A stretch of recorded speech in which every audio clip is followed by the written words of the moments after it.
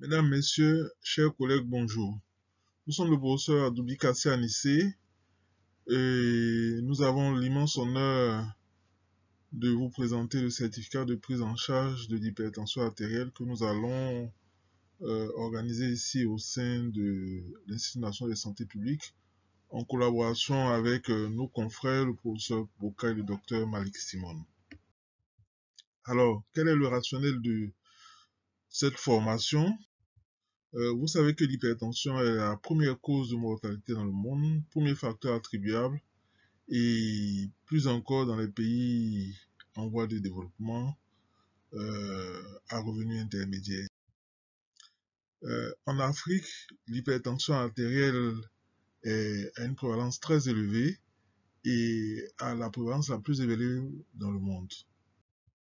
Et vous savez que l'hypertension artérielle est le tueur silencieux parce que pour le peu de symptômes que l'individu va présenter, on aura 8 fois plus d'accidents vasculaires cérébraux, 7 fois plus de maladies artériosclérotiques, 3 fois plus d'infarctus du myocarde, 8 fois plus d'artériosclérose, 6 fois plus d'insuffisance rénale que dans une population où il n'existe pas d'hypertension.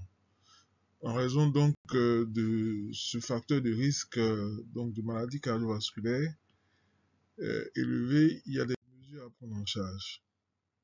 Il faut savoir aussi que lorsque les chiffres de pression artérielle systolique augmentent de 20 mm de mercure et de pression artérielle diastolique augmente de 10 mm de mercure, le risque est multiplié par 2 à chaque augmentation de 20-10.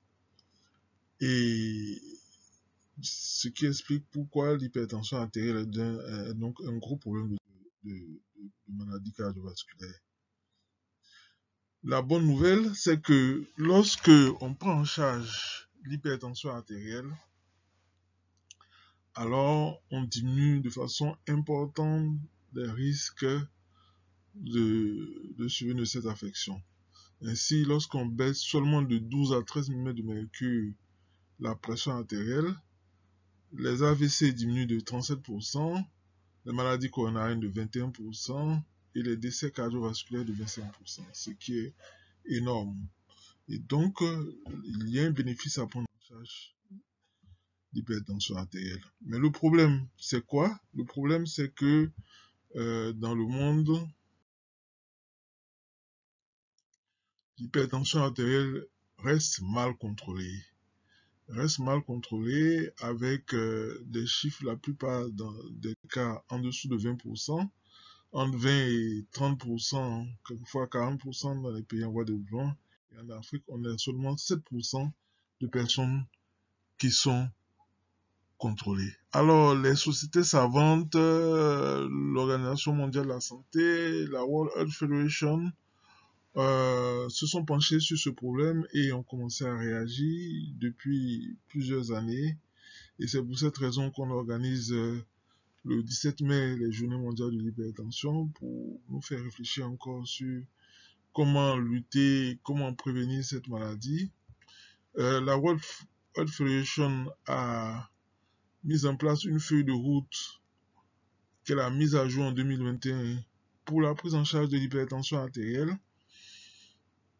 Et même en Afrique, la PASCA, c'est la Société panafricaine de cardiologie, a mis en place aussi une feuille de route dans le but de pouvoir contrôler 25% d'hypertendus d'ici 2025. Mais figurez-vous qu'on est encore très loin de ces chiffres en 2024.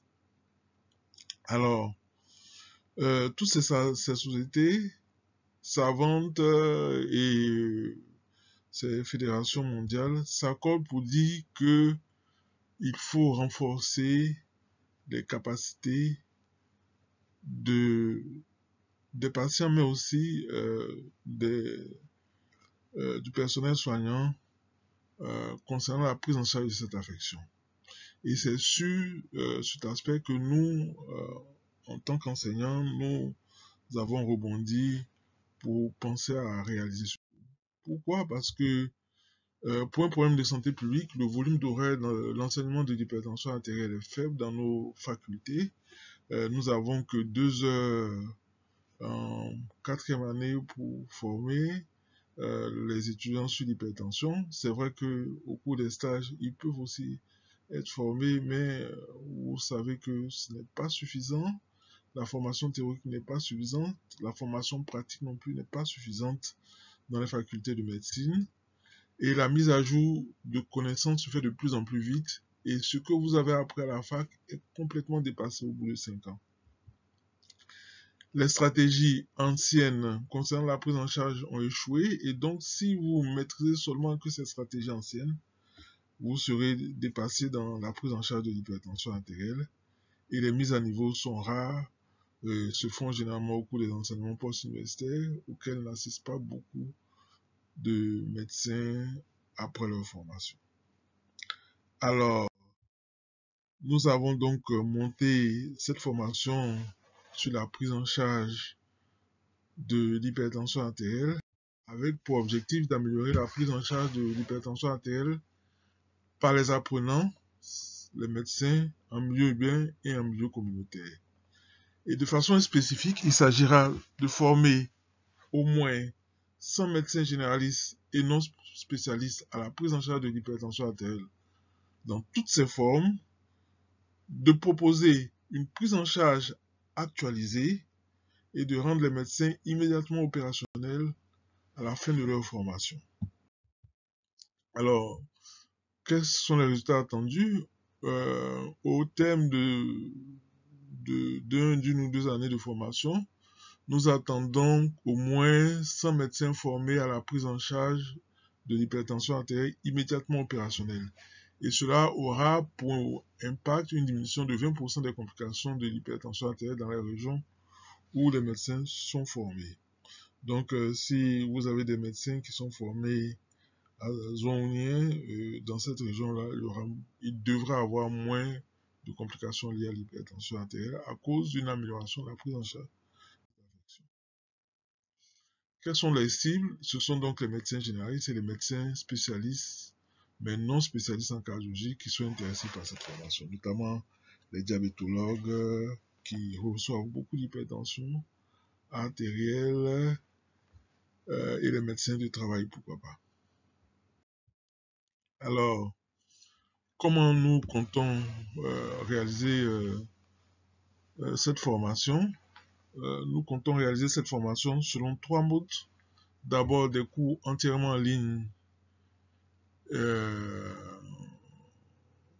qui vont porter sur les problématiques liées à l'hypertension artérielle.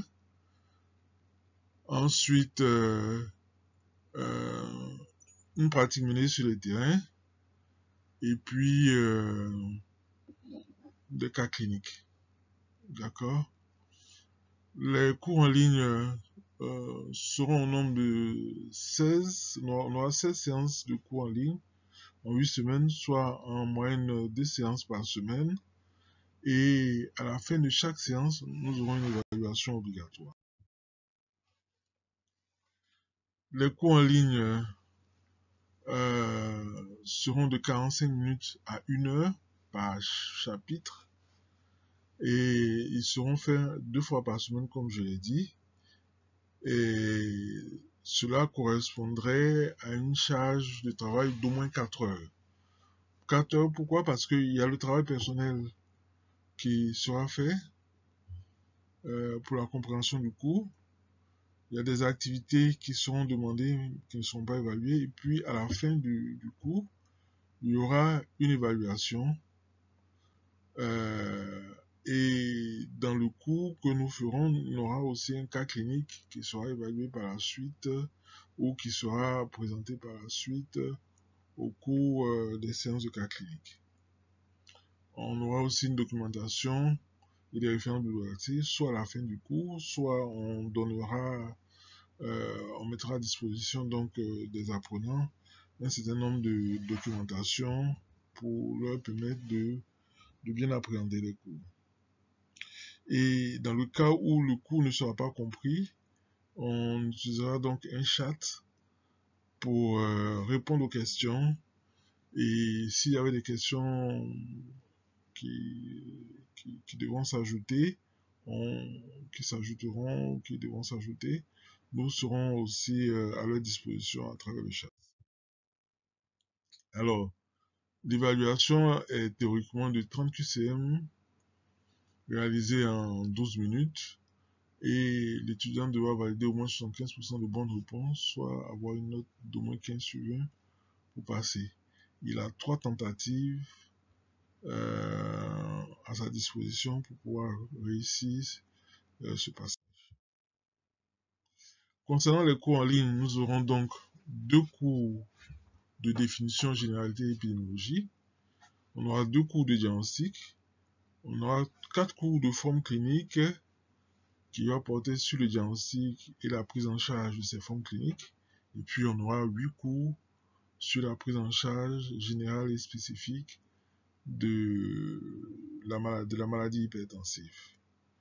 On aura aussi, pendant ces cours et après, au cours des séances de cas cliniques, au moins 14 cas cliniques qui seront discutés lors des séances de cas cliniques.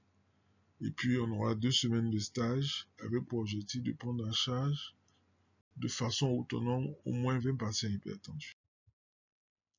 À la fin de cette formation, qui correspond à environ 4 crédits, l'étudiant, le médecin obtiendra donc un certificat de prise en charge de l'hypertension artérielle. Et nous avons pour ambition de mettre en place un réseau de prise en charge de l'hypertension artérielle. Voilà donc un peu présenté notre formation. Nous vous remercions de votre attention et nous, par la voix du Dr Malik, attendons les questions. Merci.